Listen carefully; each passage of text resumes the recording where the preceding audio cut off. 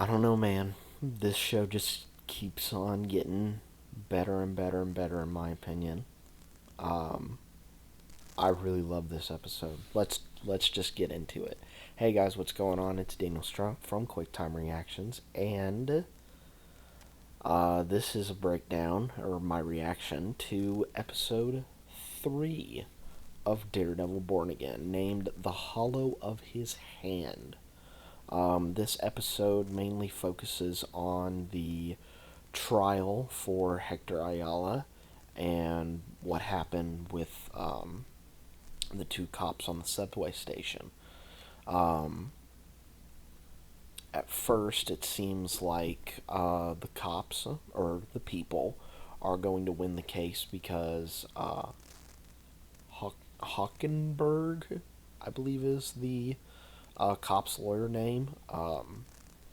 Is making it seem like all these cops are innocent, and especially with what happened at the end of episode 2, in which Powell, I legitimately thought that Powell might have died, but no, he just got a black eye because him and Matt meet up in a bathroom and have a little chat, a little discussion. Um, So the trial is going on. It seems like the cops are going to win that case until Matt pulls out the big guns and reveals Hector's secret identity as White Tiger. And once everybody knows that he is this mass vigilante and hear all the good things that he's done for other people, including the cops, Hector is acquitted of all his charges and he is able to walk free. Meanwhile, Fisk and Vanessa are still having troubles. Gangs are slowly but surely eating each other.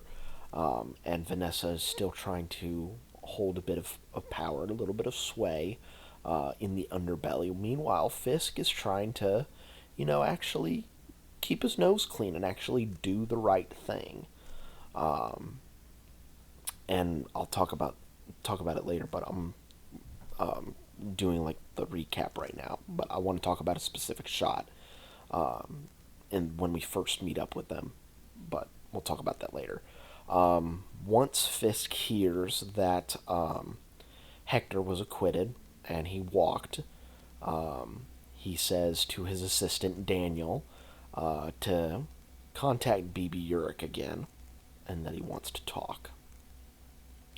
And he's telling BB that, he ran on the promise of keeping masked vigilantes out of the city, that they're a scourge on the city. And we see Hector, getting suited up as White Tiger.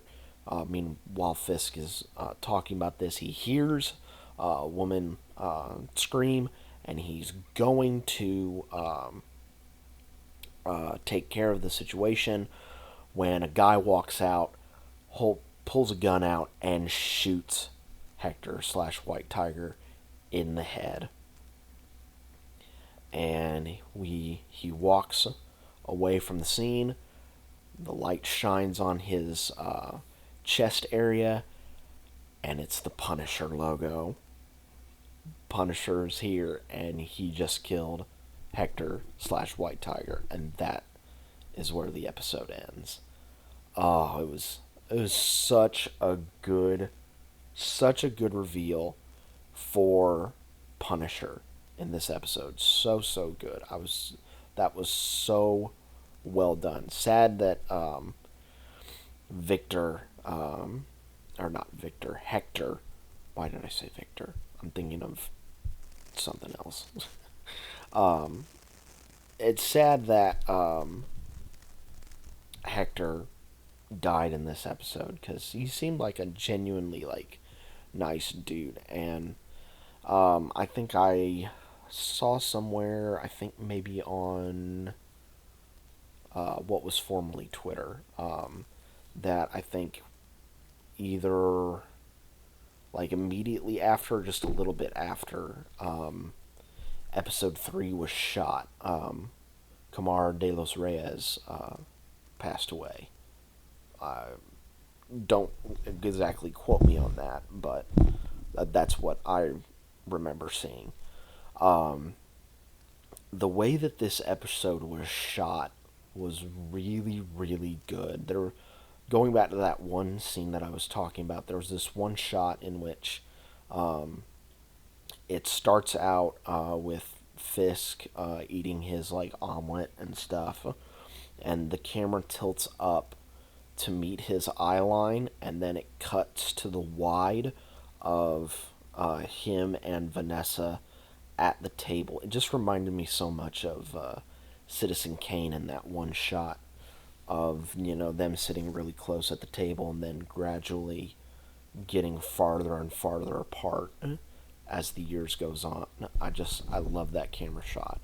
The way that they shot the mob kind of taking over the truck, I thought that was really, really cool, where the guy was like, the gangster robbing the truck was like, "Oh, you think you're a tough guy?" The guy flashes the gun, and then it cuts to his partner, and then you just see blood splatter all over his face, and then it cuts back to the guy holding the gun in the window. I thought that was really, really clever, really, really good job on that. I'm going to assume that next episode we may actually get to see Frank Castle, maybe. I don't know. But yeah, I really, really enjoyed this episode. I think the biggest standout in this episode was definitely Camar de los Reyes. He was really, really good in this. Not only with his scenes up on the stand, but there was one scene in which him and Matt are in his holding cell, and he's just talking about like all the stuff that he would see in, I believe he said Puerto Rico, with like the beaches and all the stuff, and the specific frog, the coqui, I believe. Hopefully I'm pronouncing that correctly. With its chirp, I was just like, it was so heartwarming to see, and I'm very sad that he passed away before we could all, heap praise on him. But I'm glad that he was able to be in these 2 episodes at least. So I think you guys may have seen that I posted a community poll on my channel, just talking about like the after the first 2 episodes, I saw a lot of people kind of debating on if killing Foggy was a good idea. No one's voted on that, so I'll kind of keep it open for another week, and maybe by the time episode 4 rolls around, we might have some answers. I don't know. But yeah, that poll is on my channel right now under the posts tab. But yeah, I really liked episode 3. This show just keeps getting better and better, and grittier and grittier, if that makes any sense. And I'm definitely looking forward to next week. I'm really, really excited, and I hope we get to see Frank Castle Punisher. So yeah, that's pretty much it.